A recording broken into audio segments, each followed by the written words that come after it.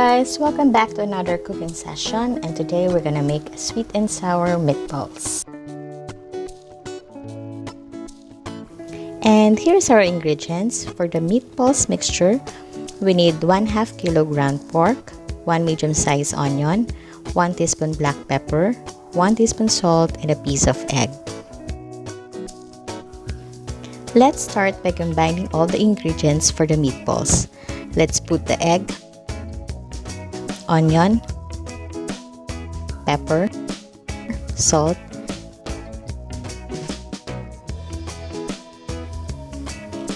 then mix natin para mag-blend well ang ating ingredients.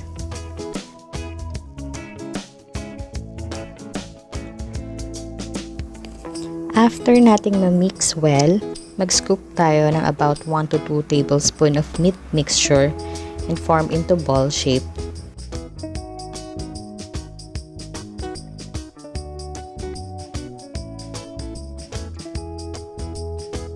Then set aside.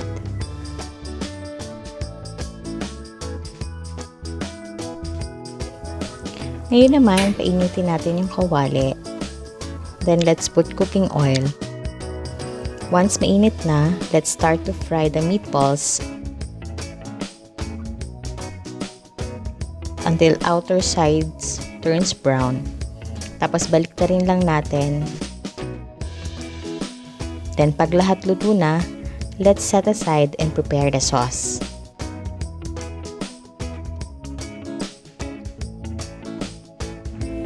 Again, heat the frying pan, put cooking oil,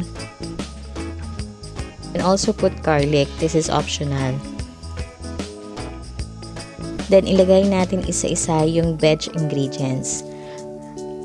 Mag-start tayo sa onion.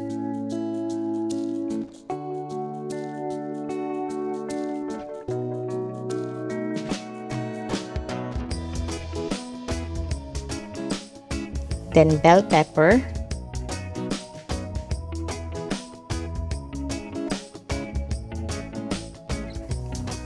Then carrots.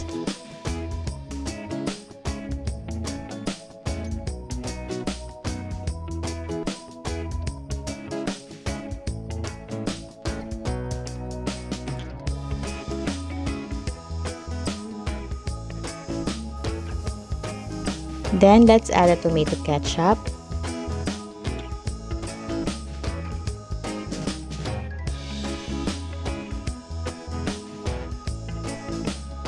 Vinegar.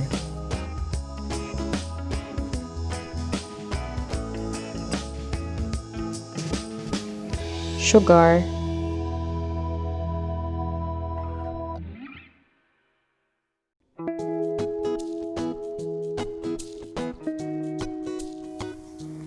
Water, then let it boil.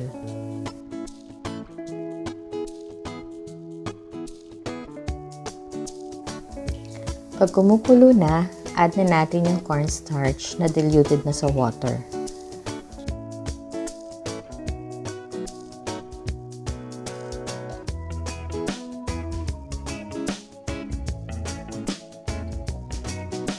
Then haluin hanggang ma-achieve mo na yung thickness o lapot na gusto mo.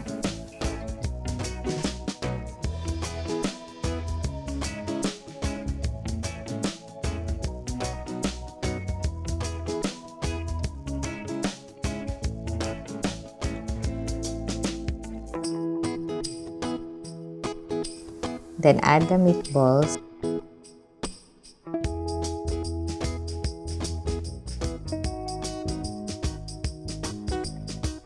And cook for 2 minutes, then turn off the